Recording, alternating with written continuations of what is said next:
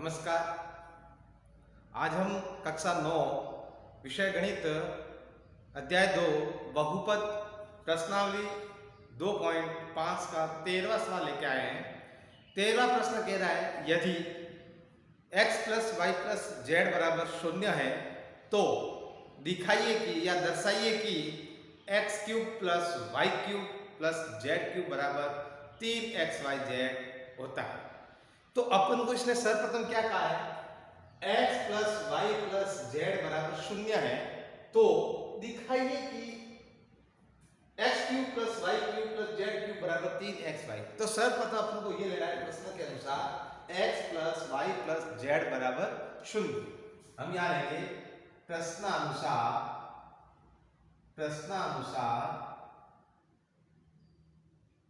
x plus Y plus Z बराबर 0।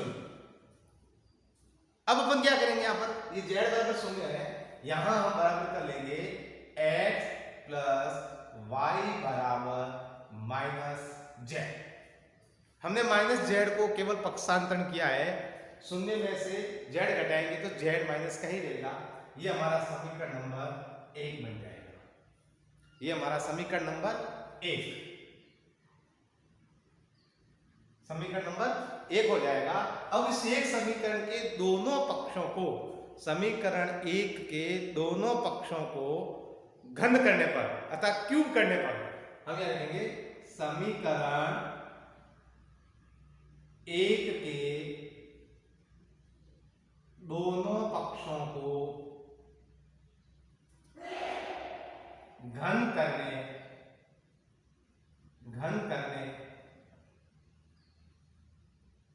पर, तो हमने यहां लिखा x प्लस वाई का क्यूब बराबर माइनस जेड का क्यूब।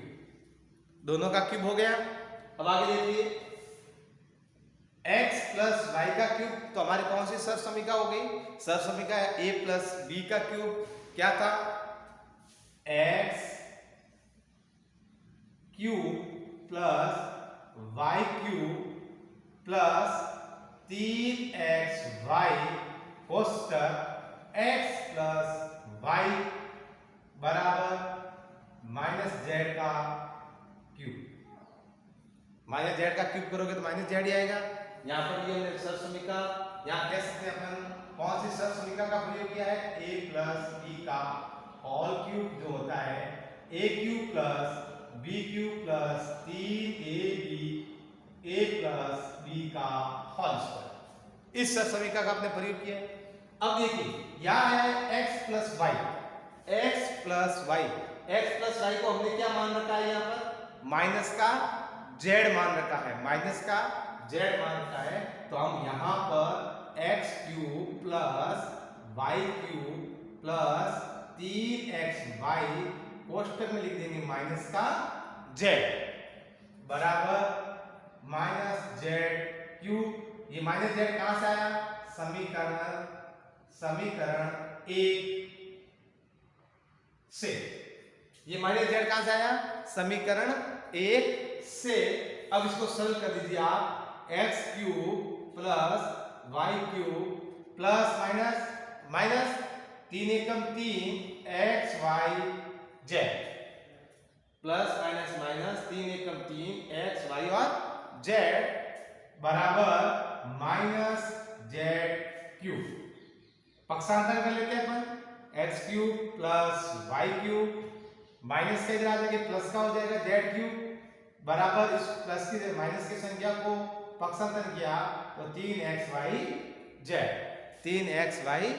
जेड तथा हमें ये सिद्ध करना था X cube plus Y cube plus Z cube, तो हमने ये सिद्ध कर दिया इति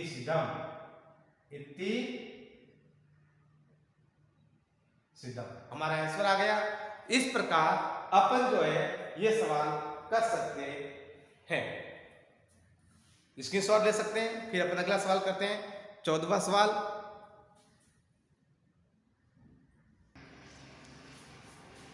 चौदहवां प्रश्न है, वास्तव में घनों का परिकलन किए बिना, अर्थात हमको सीधा गुणा नहीं करना है और बिना गुणा किए इनका मान ज्ञात करना है। बिना गुणा की। अभी हमने एक सर्व समीकरण थी कि a plus B plus C बराबर 0 है, तो उसका मान जो है a cube plus B cube plus C cube होता है बराबर 3 ए बी सी होता है। वही सर्व समीकरण का प्रयोग अपन यहीं करेंगे। तो देखिए, माना कि a बराबर -12, b बराबर 7 और c बराबर 5।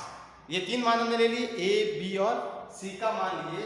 अब हम यहाँ पर कहते हैं कि सर्व समीकरण थी हमारे पास, सर्व समीकरण का प्रयोग करेंगे अपन। सर्व समीकरण के अनुसार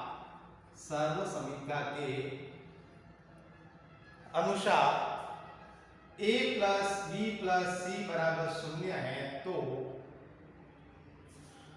a cube plus B cube plus C cube का मान जो है वो 3 abc के बराबर होता है। 3 abc के बराबर होता है। तो हम यहाँ पर एक बात कर लेते हैं। पहले हमने कहा है a प्लस बी प्लस सी का मान 0 है, तो इस सर्व समीकरण का अपन प्रयोग कर सकते हैं।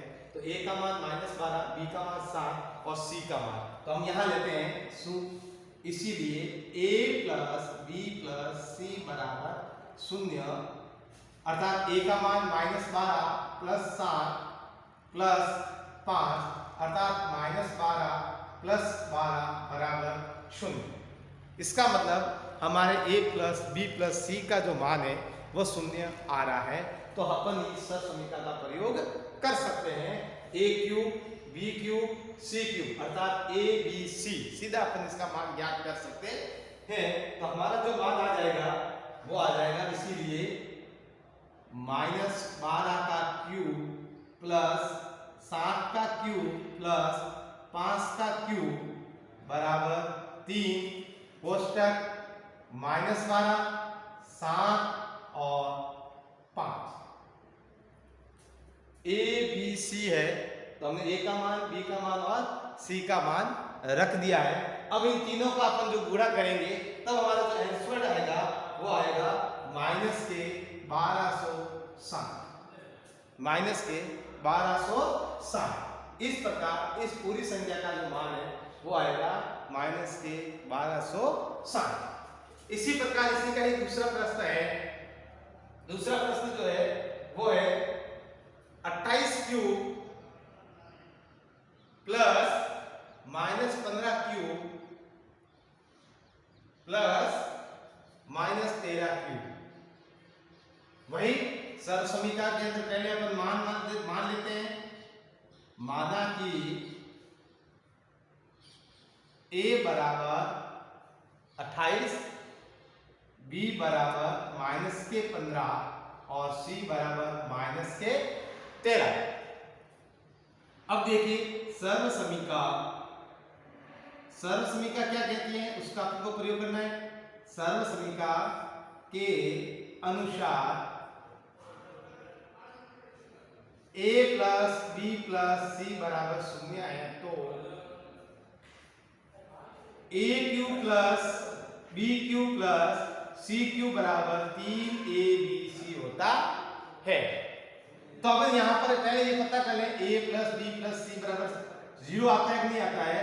तो इसीलिए a plus B plus C बराबर 0, a का मान 28, b का मान -15 और c का मान -13 बराबर 28 - 28 बराबर 0, अर्थात a प्लस बी प्लस सी का जो मान है वह 0 आ रहा है। तो हम यहाँ पर ले सकते हैं कि 28 का क्यूब, इसीलिए 28 का क्यूब -15 का क्यूब -13 का क्यूब बराबर 3 का गुणा हम 28 से भी करेंगे, -15 से भी करेंगे और -13 से भी करेंगे। तो हमारा जो उत्तर है, जो हम तीनों का गुणा करेंगे तब हमारा जो उत्तर आएगा वो आएगा 16,380। 16,380 ये हमारा आंसर हो जाएगा। इस प्रकार हम किसी भी घनों का योग बिना गुणा किए अगर उनका योग a plus B plus C बराबर 0 होता है तो ज्ञात कर सकते हैं। स्क्रीनशॉट ले लीजिए। धन्यवाद। कल करेंगे अपन 15वां और 16वां सवाल।